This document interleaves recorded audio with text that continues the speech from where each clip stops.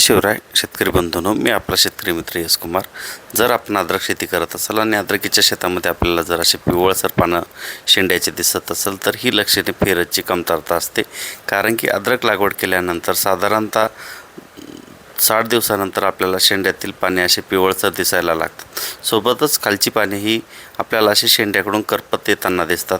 ही दोन्ही लक्षणे अन्नद्रव्याची कमतरतेमुळे आपल्याला अद्रक पिकामध्ये दिसून येतात. जर अद्रक आपल्याला त्या ठिकाणी जास्तीत जास्त फुटवे निघायला लागले, कंद निर्मिती बनायला लागली, तर त्यावेळेस आपल्याला अद्रकीला प्रचंड प्रमाणात फेरसची कमतरता जाणवते. आणि फेरसची कमतरता ही अद्रकीला कंद निर्मितीसाठी म्हणजे रायझोमच्या गाठी बांधण्यासाठी गरज असते. त्यामुळं फेरसची कमतरता जर कंदाला जाणवत असेल तर आपल्याला शेंड्यातील पाने अशी पिवळसर पांढरट त्या ठिकाणी आपल्याला दिसून येतात. ही लक्षणे शेतकरी बंधूंना आपल्याला दिसताक्षणी आपल्याला त्यामध्ये फेरस देणं गरजेचं आहे. त्यासाठी आपण इड्डा फेरस जे येतं तर त्याची ड्रिंचिंग करायला पाहिजे. सोबत पाने जर असे करपताना दिसत आहेत तर खालच्या बाजूचे, त्यासाठी आपल्याला पोटॅशची कमतरता आहे.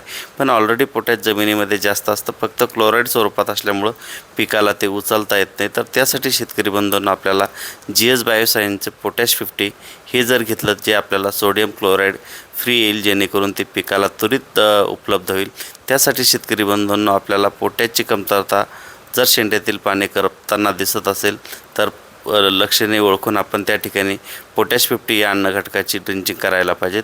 आणि शेंड्यातील पिवळसर पानात जर दिसत असेल तर त्यासाठी आपल्याला इड्डा फेरस जे असेल त्याचा एकरी 1 kg या प्रमाणात आपल्याला ड्रिंचिंग करायचे आहे. सदरील दोन्ही लक्षणे आपल्याला अन्नद्रव्याच्या कमतरतेमुळे दिसत असली तरी त्याचा उत्पन्नावर खूप मोठ्या प्रमाणात परिणाम होतो. त्यासाठी दोन्ही अन्न घटक आपण एकत्रित देऊ शकतो. फक्त देताना पाण्याचा pH त्या ठिकाणी वाढून जातो, म्हणून त्यामध्ये 4-5 किलो जर आपण युरिया घेतला तर ते पिकाला त्वरित उपलब्ध होईल आणि पानातील अन्नद्रव्यांची कमतरता भरून निघेल. अधिक माहितीसाठी तुम्ही आम्हाला संपर्क करू शकता. यश कुमार शेती साहित्य भोकरदन. थँक्यू. जय शिवराय.